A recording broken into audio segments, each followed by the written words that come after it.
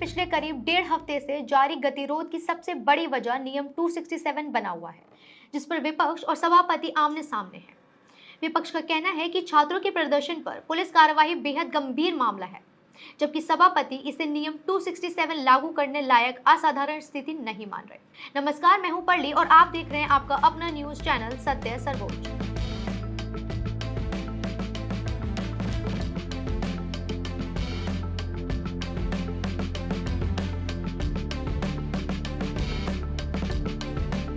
Monsoon सत्र के दौरान राज्यसभा में पिछले करीब 1.5 हफ्ते से कामकाज लगातार प्रभावित हो रहा है।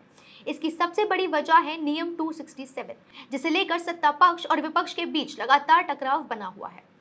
विपक्ष हर दिन नियम 267 के तहत नोटिस देकर 20 जुलाई को छात्रों के विरोध प्रदर्शन के दौरान हुई पुलिस कार्रवाई पर चर्चा की मांग कर रहा है, लेकिन राज्यसभा के सभापति इन नोटिसों को मंजूरी नहीं दे रहे हैं। ऐसे में सवाल उठता है कि आखिर नियम 267 इतना खास क्यों है और इसे लेकर इतना विवाद क्यों हो रहा है।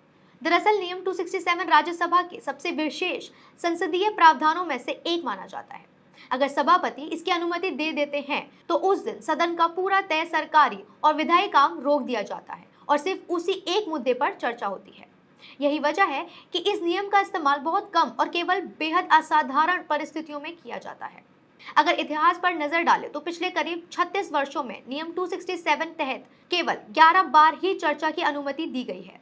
सबसे पहले 1990 से 1992 के बीच तत्कालीन सभापति शंकर दयाल शर्मा के कार्यालय में 4 बार इस नियम का इस्तेमाल हुआ। इसके बाद भैरव सिंह शेखावत के कार्यकाल में 3 बार और हामिद अंसारी के कार्यकाल में 4 बार इस नियम के तहत बहस कराई गई। इस नियम के तहत जिन बड़े मुद्दों पर चर्चा हुई उनमें 1990 का खाड़ी युद्ध, 2004 में सार्वजनिक वितरण प्रणाली और खाद्य तेल आयात में अनियमितताओं का मामला, 2012 में विदेशों के काले धन का मुद्दा, 2013 में निर्भया हत्याकांड के बाद महिलाओं की सुरक्षा और 2015 में बेमौसम बारिश और कृषि संकट तथा 2016 में नोटबंदी जैसे अहम विषय शामिल हैं। 2016 के बाद से अब तक इस नियम के तहत किसी भी मुद्दे पर चर्चा की अनुमति नहीं दी गई।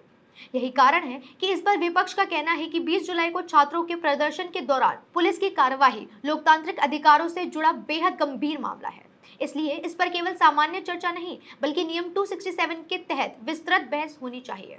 वहीं दूसरी ओर सभापति का मानना है कि मौजूदा हालात इतने असाधारण नहीं है कि सदन को पूरा काम रोककर सिर्फ इस मुद्दे पर चर्चा कराई जाए। उनका मानना है कि इस विषय पर अन्य संसदीय नियमों के तहत भी चर्चा हो सकती है। इसी वजह से दोनों पक्ष अपने अपने रुख पर कायम है। विपक्ष नियम 267 के तहत चर्चा की मांग पर अड़ा हुआ है, जबकि सभापति इसे स्वीकार नहीं कर रहे हैं। यही विवाद राज्यसभा में लगातार गतिरोध का कारण बना हुआ है और सदन की कार्रवाई भी बार बार प्रभावित हो रही है। क्या आपको लगता है कि छात्रों के प्रदर्शन पर हुई पुलिस कार्रवाई इतनी गंभीर थी कि उस पर नियम 267 के तहत चर्चा होनी चाहिए? क्या ऐसे मामले में सदन का पूरा काम रोककर बहस होनी चाहिए, सामान्य नियम के तहत चर्चा करना ही बेहतर है? अपनी राय हमें कमेंट्स में जरूर बताएं और जुड़े रहें हमारे साथ हमारे चैनल पर। इस वीडियो को लाइक, कमेंट और शेयर करना ना भूलें। धन्यवाद। जय हिंद।